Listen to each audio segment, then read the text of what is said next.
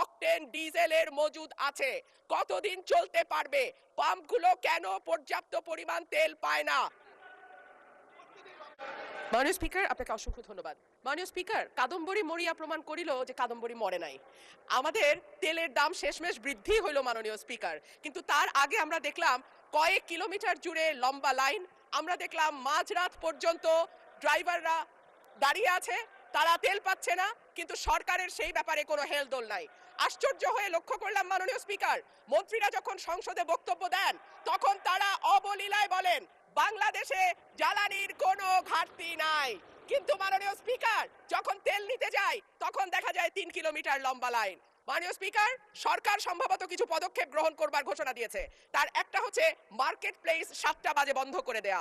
চমৎকার সিদ্ধান্ত মাননীয় স্পিকার, তবে মনে রাখতে হবে কেনাকাটা বা শপিং যেটুকু হয় সেটুকু সন্ধ্যার পরেই হয়, তার আগে হয় না।